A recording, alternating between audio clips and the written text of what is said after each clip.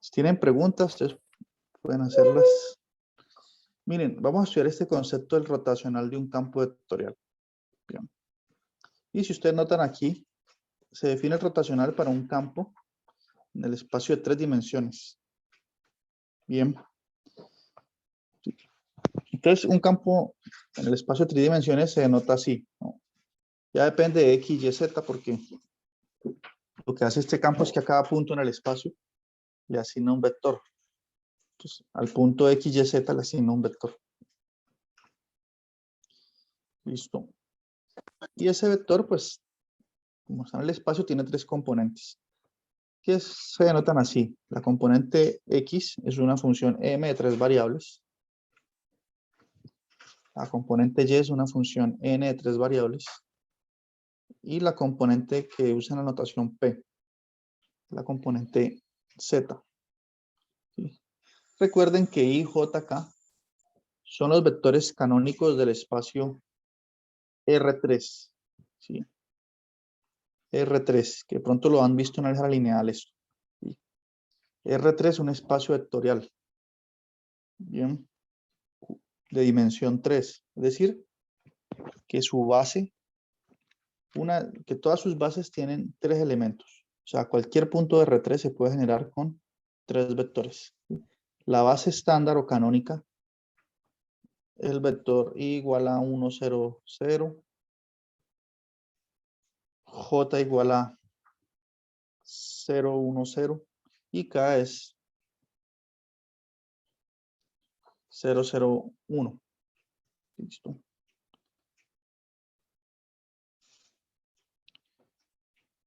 Cero, 0, 1. Bien. Entonces, ahí tenemos esos vectores. Listo. Entonces, para este tipo de campos es que se define el rotacional. Bien. Nosotros podríamos ver un campo en el plano, se puede ver como un campo en el espacio. Es decir, si yo tengo el campo F, aquí hay 3 dimensiones y aquí tenemos 2 dimensiones, ¿verdad? Entonces yo tengo el campo F igual a MI más NJ, ¿cierto? En 2 dimensiones. Entonces yo lo podría reescribir así, colocarle aquí un 0, un 0K. ¿Sí? Le agrego un 0 y ya. Es como si hiciéramos esto. Ustedes tienen un punto en el plano, XY, ¿cierto? Usted puede ver ese mismo punto como si estuviese en el espacio así. XY y su componente Z 0. Entonces todo campo en el plano lo podemos ver como un campo en el espacio. Así que esa definición del rotacional se puede extender a 2 dimensiones también, con este truco, definiendo P idénticamente igual a 0. ¿Listo? Pero bueno, ¿qué significa el rotacional? Sí, gráficamente, ¿qué es eso? Porque la definición realmente no nos dice nada, ¿cierto? Entonces, imagínense aquí que tenemos un campo, hagámoslo en 2 dimensiones. Tengo un campo en el plano, ¿sí? Aquí. Entonces, como ustedes saben, un campo es un conjunto de flechas, ¿cierto? Entonces tengo flechas de este estilo. Por aquí algunas vienen así. Por aquí pueden venir unas así. Por acá pueden ir otras. Un campo un poco caótico este. Se comporta extraño, ¿cierto? Y por aquí pueden ser así las flechas. Vamos y hacer esto.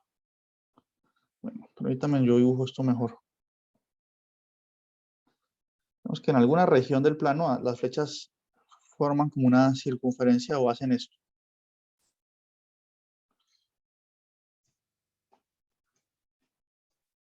Sí, hacen eso.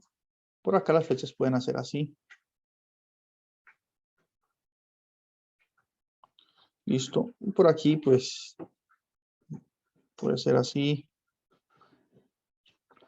Bien.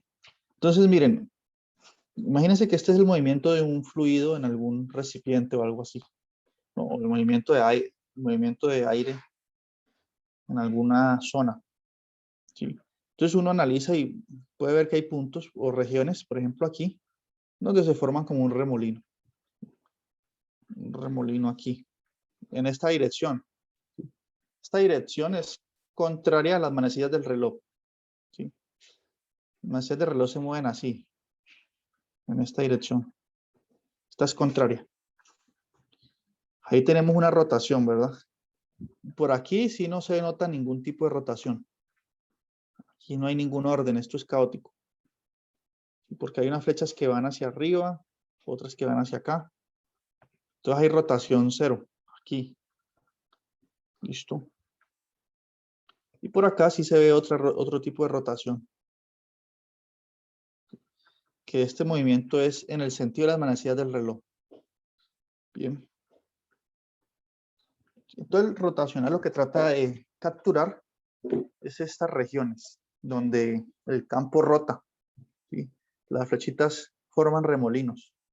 ¿Listo? Entonces aquí hay rotacional, aquí no hay rotacional y aquí también hay rotacional. ¿Listo? Y la dirección en la que ocurre la rotación es importante también. ¿Sí? Por ejemplo, si analizamos este primer caso, vamos el disquito así. Entonces la rotación aquí es de esta forma. Entonces, ¿qué es lo que hace el rotacional? El rotacional mide estas rotaciones, pero ¿cómo es que se mide la rotación? ¿No? ¿Cómo medimos eso? Entonces, la medición se hace así.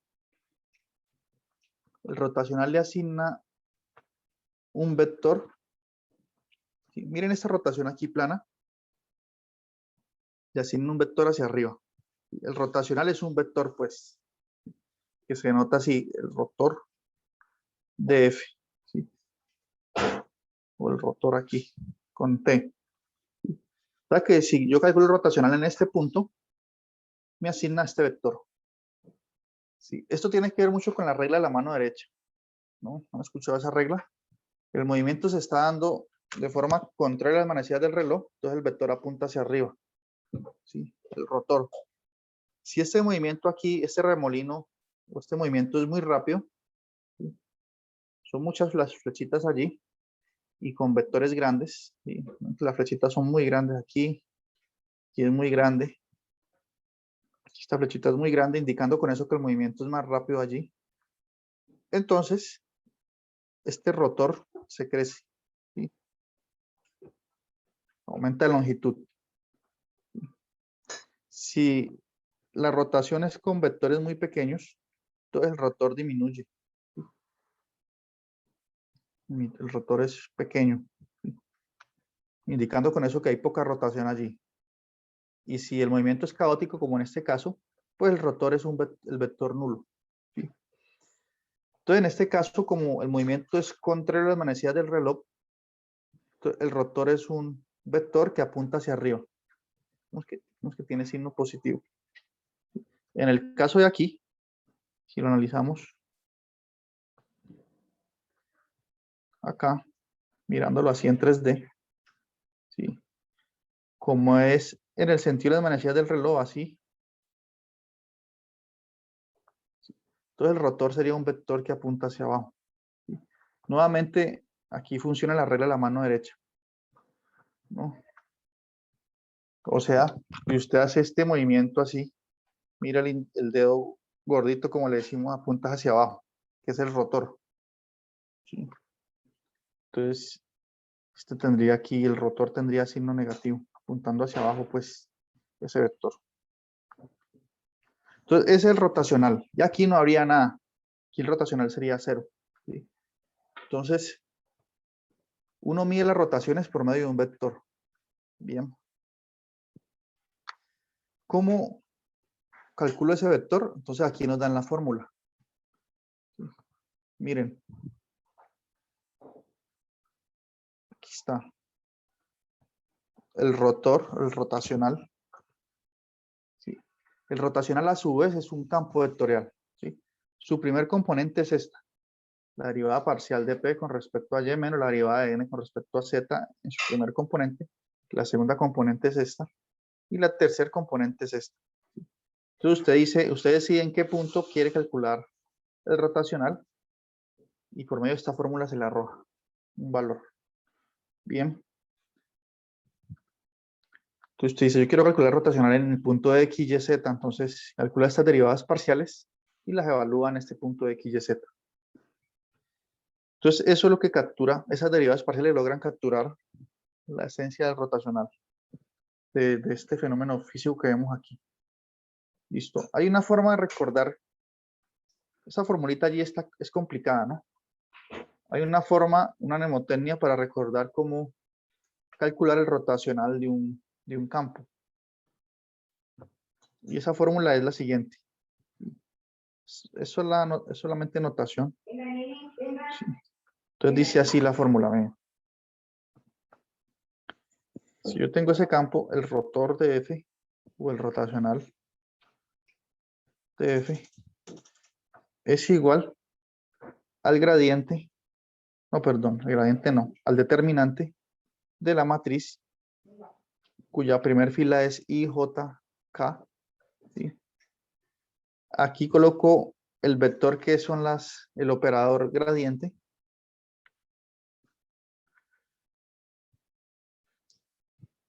¿Sí? Y aquí por último coloco el campo, que el campo tiene una componente M, campo F, N y P. Yo calculo el gradiente de esto, pensando que I es un número, J es un número, K es un número. Estas derivadas aquí son números. Calcula el determinante. Eso le da el rotor de F. ¿Sí? O sea, ahí lo que tenemos es, podríamos decir, usando notación de álgebra lineal, que tenemos el gradiente de F, perdón, el operador gradiente, producto cruz, con el campo. ¿No? Así se escribe, esa es la notación que se usa. ¿Cómo es que se calcula ese determinante? Para llegar a la fórmula que nos dan en la cajita.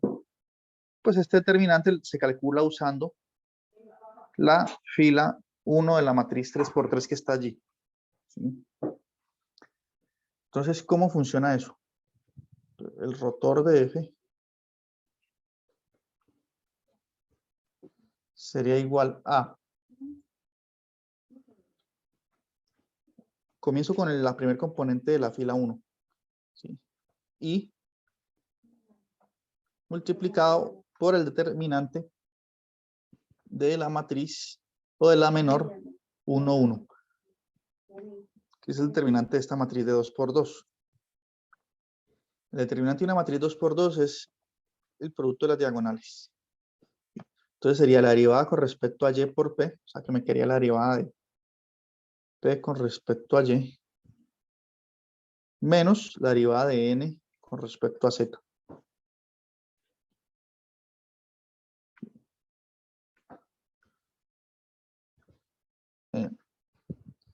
Y ustedes saben que cuando uno calcula un determinante, allí se alternan los signos. Este comenzó con signo positivo, el siguiente va con signo negativo. Entonces aquí va a ir menos J por el determinante de qué matriz. Entonces otra vez una matriz de 2×2, pero estoy en J. Entonces anulo la columna J. Me queda el determinante de esta matriz que sería la derivada con respecto a X de P menos la derivada con respecto a Z de M. Entonces la derivada de P con respecto a X menos la derivada de M con respecto a Z. Y así uno puede recuperar la fórmula de hallar el rotacional sin tener que memorizar. Lo estoy haciendo por medio de un procedimiento que es más natural para nosotros ya. Más K por, entonces en este caso, ya acá tiene signo positivo, mire que estoy alternando signos. Más K por el determinante de la matriz 2×2 que me queda después de anular la columna 3. que es la derivada de n con respecto a x menos, que es este producto menos la derivada de m con respecto a y. Respecto a y. Listo. Y me queda esa es la forma ya del rotacional de un campo, ¿sí? Que gráficamente captura la idea que mencioné antes. Listo. Cuando el rotacional de un campo da siempre igual a 0, ¿sí? Porque estas derivadas parciales se anulen, o por cualquier otro motivo que esto es de 0, decimos que nuestro campo es irrotacional, indicando con eso pues que si usted grafica el campo, no hay rotaciones, no ocurre como lo que les mostré hace un momento en el dibujito en 2 dimensiones. ¿Sí? Y viene una definición interesante ahorita, ¿sí? Porque nosotros hablamos del hecho de ser conservativo, ¿sí? Un campo en 2 dimensiones es conservativo si existe una función potencial, etc. ¿Qué pasa con los campos en 3 dimensiones? ¿No? F igual a MI más NJ más PK. Tenemos una dimensión más. Entonces podemos definir lo que es un campo de estos. Podemos hablar de qué significa que sea conservativo, ¿no? Entonces aquí la curva a nivel ya no va a ser, ya no vamos a tener una curva a nivel, sino una superficie a nivel, porque aumentó la dimensión. Pero un campo de 3 dimensiones es conservativo, ¿no? Sí. La definición es equivalente a la anterior. Si existe una función f, pues de 3 variables, tal que su gradiente es igual al campo. Lo mismo que antes, ¿no? No cambia nada. Tal que f es igual al gradiente de f, y f también se llama función potencial del campo. Lo mismo. Pero ¿cómo relaciono esto con el rotacional?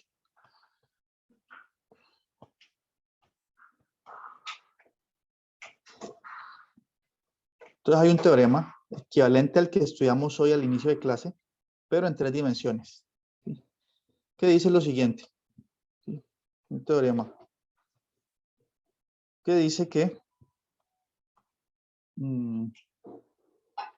F, donde F es un campo en 3 dimensiones, es conservativo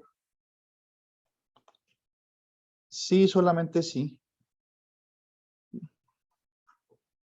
el rotor de F, el rotacional de F, es igual a 0. ¿Sí? ¿Y eso qué significa? Que el rotor de F sea igual a 0.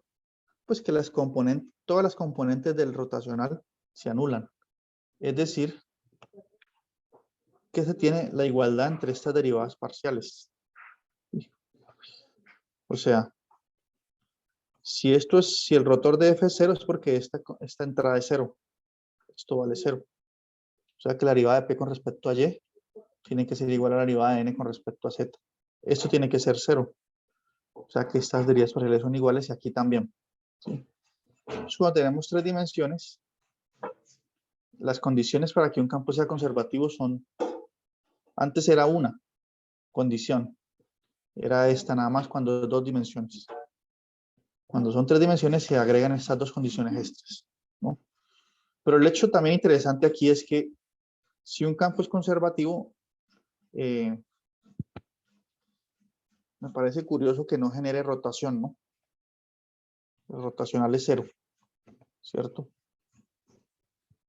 Por ejemplo, el campo gravitacional es conservativo. Ejemplo.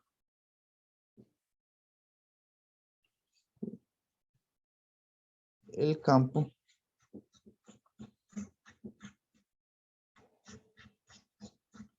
gravitacional es conservativo. Y no tenemos que calcular rotacional para darnos cuenta.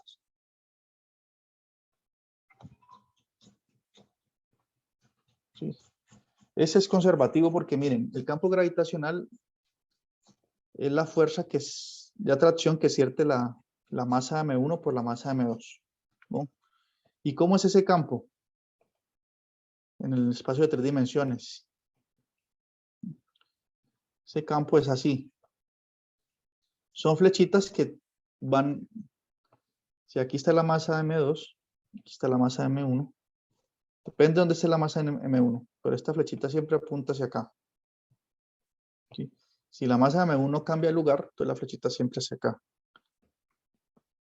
Entre más lejos esté, más pequeñita es la flecha, más pequeña es la atracción entre las masas. Si está muy cerca, la atracción aumenta. ¿Sí? Entonces, díganme ustedes, ¿en qué momento este campo va a generar rotaciones? En ningún momento, ¿no? O sea, no se forman remolinos, nada del estilo, porque todas las flechas van a un solo punto. Contrario fuera que el campo hiciera así, se curvara o algo de este estilo. Pero en el gravitacional eso no puede pasar. Por eso su rotacional es cero. Y este teorema me dice que este es un campo conservativo, ¿no? Los campos que aparecen en la naturaleza generalmente son conservativos. ¿Listo? Cumplen la ley de conservación de la energía. Por ejemplo, en términos físicos, digamos,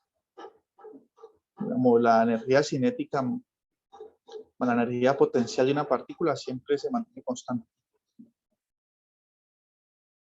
Tiene que ver también con conservación de la energía esto.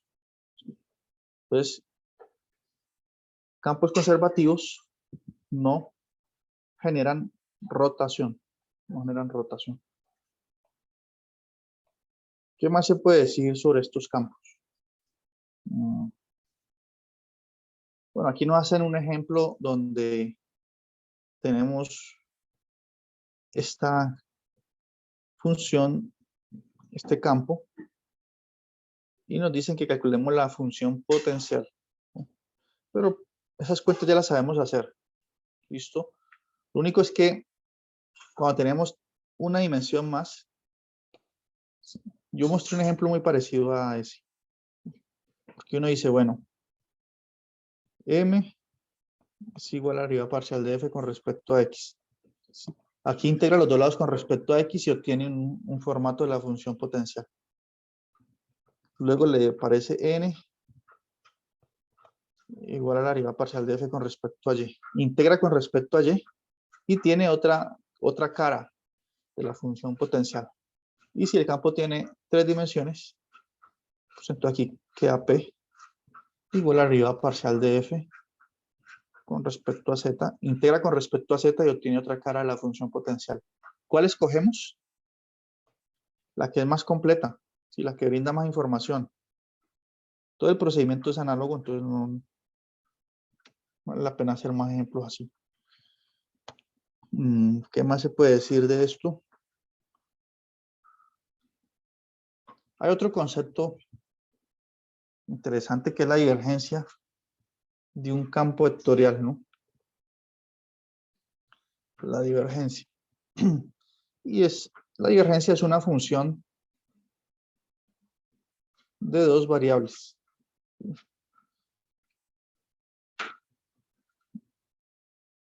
Si antes el rotacional se había escrito como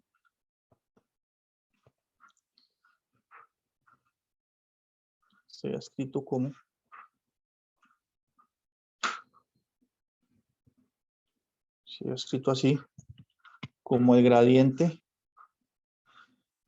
cruz, producto cruz con el campo.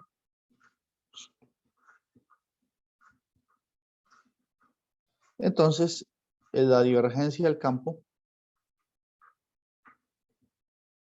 se define como el gradiente producto punto ya con el campo. ¿Y qué quiere decir esto? Que usted el gradiente lo va a ver como un vector, ¿no? Entonces el gradiente lo ve como el operador la derivada con respecto a X, derivada con respecto a Y, derivada con respecto a Z. El gradiente lo ve como si fuese ese vector, multiplicado con el campo que es M, N, P. ¿Cómo se hace el producto punto entre vectores? Componente a componente. Esta derivada por M me queda la derivada de M con respecto a X, más la derivada de N con respecto a Y, ¿sí? Más la derivada de P con respecto a Z, ¿sí? Y esto es una función de esto es un número ya. ¿Y la divergencia qué mide? Vamos a hacer las cuentas que pueden hacer, pero ¿qué mide esto? La divergencia mide como puntos de sumideros del campo. Por ejemplo, en el campo gravitacional, todas las flechitas entran como a un solo punto, ¿no? Convergen a un solo punto. Entonces la divergencia, digamos que mide eso. Puede ser así, o puede ser que las flechitas salgan de un punto en el espacio particular. Vemos que está este punto, y todas las flechas salen de allí.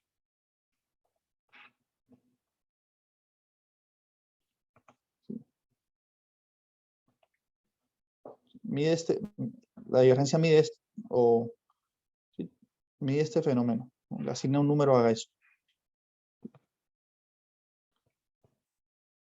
¿Listo? Si hay puntos donde el campo brota o puntos de sumidero. ¿Listo?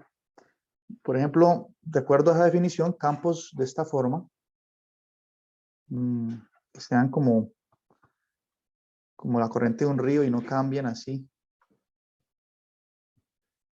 Todo el tiempo son así.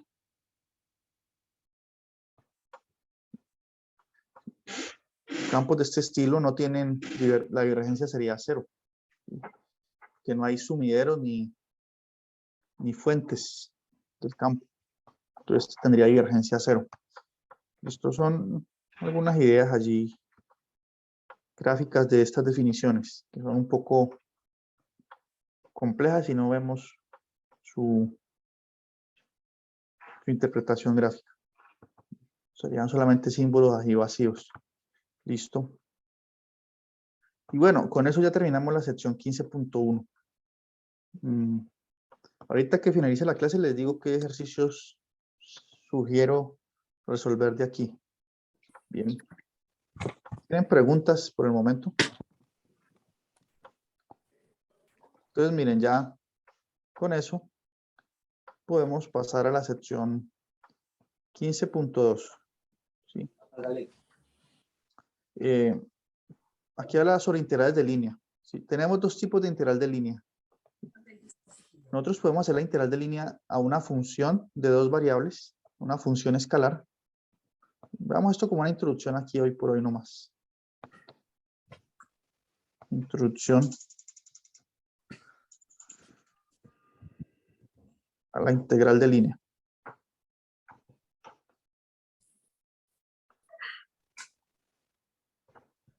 Integral de línea. Entonces, hasta ahorita nosotros tenemos dos objetos importantes que hemos visto en este curso. ¿sí? Funciones de dos variables. Recuerden que las funciones de dos variables las denotamos así. Con f minúscula, ¿no? f de xy. ¿sí? Que esto me da como resultado un numerito, pues. Puede ser x por y o x al cuadrado por y o x por c cuadrado. Eso es una función de dos variables escalar. Entonces tenemos funciones escalares con las que hicimos integrales, las que sabemos que si las graficamos nos da una superficie, etc.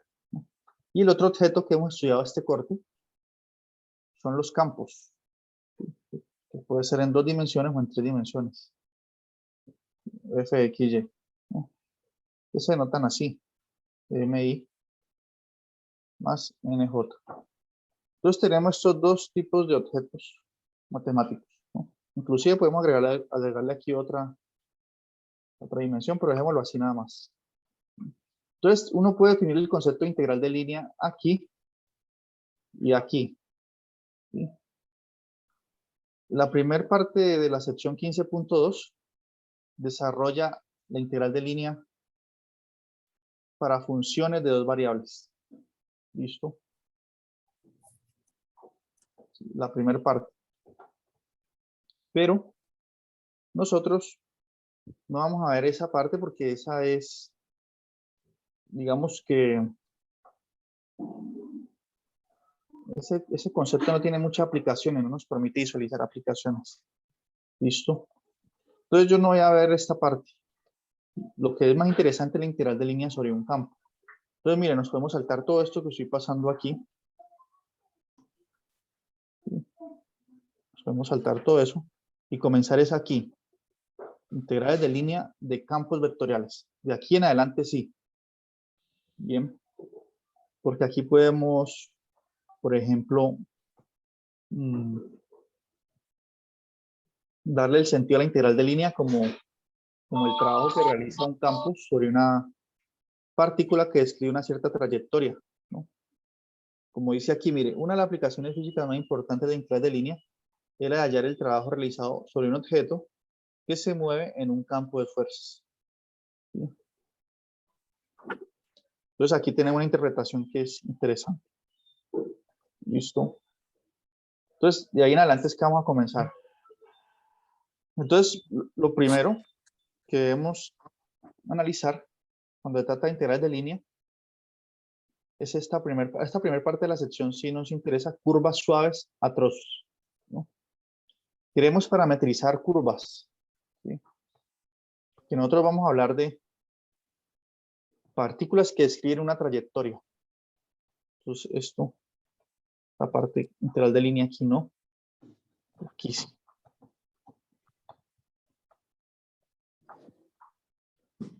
Entonces, introducción a integrales de línea de campos.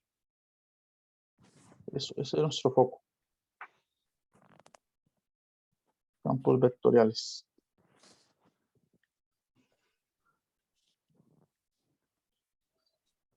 Listo. Entonces, miren, lo primero que, como les decía, es analizar las trayectorias, ¿sí? O las curvas. ¿Cómo escribir estas trayectorias matemáticamente?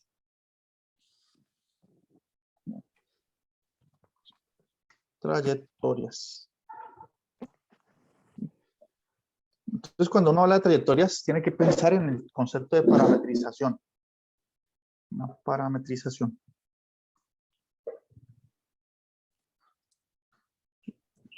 Entonces, ¿de qué trata eso? Veamos.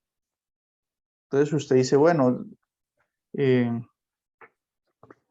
suponga que usted tiene una partícula, digamos, dibujemos aquí el plano cartesiano, que describe un movimiento circular, por decir algo, ¿sí? Que es una pista de carreras, y aquí la pista es circular. Entonces su partícula se mueve así. Digamos que comienza en este punto y empieza así. Y se va moviendo hasta que llega acá de nuevo. ¿Sí? Entonces yo quiero parametrizar esa curva, ¿no? Yo sé que, digamos que esta circunferencia tiene radio 1. Yo sé cuál es la ecuación canónica de la circunferencia. Es x cuadrado más y cuadrado igual a 1, ¿no? Pero esto no es una parametrización, ¿sí? Una parametrización es un objeto matemático que tiene la siguiente forma, ¿sí? Me dice la posición en cada instante de tiempo de la partícula, ¿sí? R de t. Y para escribir la posición de esta partícula en cada instante de tiempo, pues la partícula tiene que estar en un xt, una coordenada x y un y de t. Entonces la posición, la parametrización es una función de esta forma, xt y más y de t, j, donde t podemos pensar que es el tiempo. ¿Sí? T es el tiempo. Entonces, en cada instante de tiempo, usted evalúa esta función allí en t.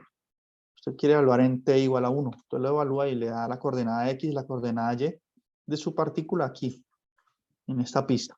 ¿Sí? Y aquí, pues t es un parámetro que varía entre dos constantes, a y b. T es un parámetro. Entonces se llama parametrización, donde t es el parámetro. Listo.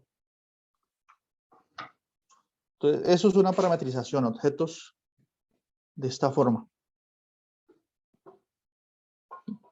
Listo. Por ejemplo, ¿cómo parametrizo la circunferencia que a propósito la dibujé?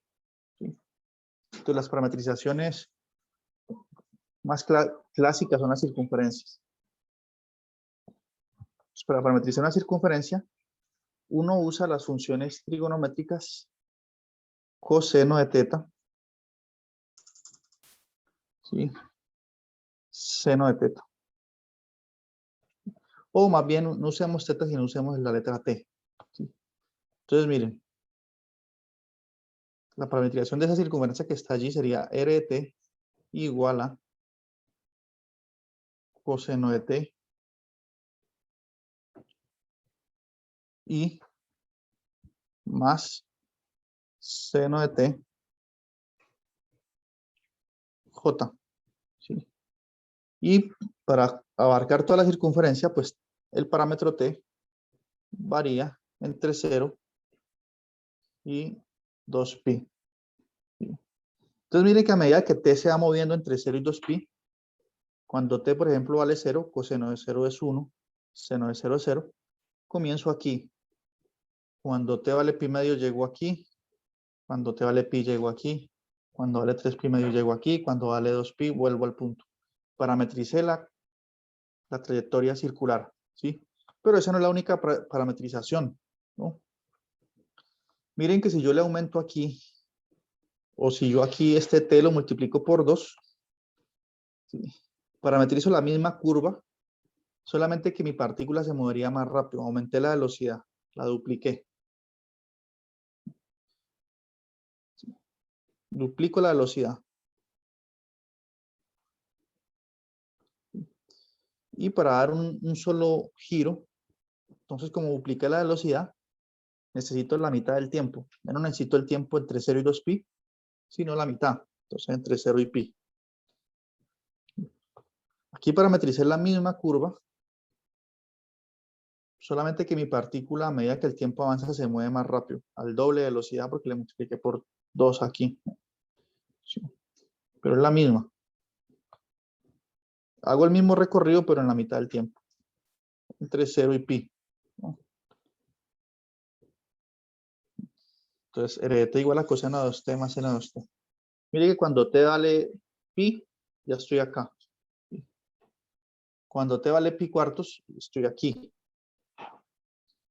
Entonces, eso es una de las parametrizaciones más sencillas que tenemos que tener en cuenta. ¿Qué más vamos a estudiar en la próxima reunión? Cómo parametrizar segmentos de recta. Caminos así. ¿Listo? Entonces, eso lo dejamos para la próxima reunión. Ustedes pueden hacer una lectura previa, por ejemplo, a este ejemplo que está aquí. ¿Listo? Entonces nos vemos el lunes hablando sobre parametrizaciones y de una vez definimos la integral de línea. Bien. Y enseguida les sugiero algunos ejercicios de la sección 15.1. Ok. Bueno, feliz fin de semana. Chao, chao. Chao, profe, hasta el lunes. Hasta luego, Bueno, profe. hasta luego. Luego, profe, gracias. Hasta luego. Bueno.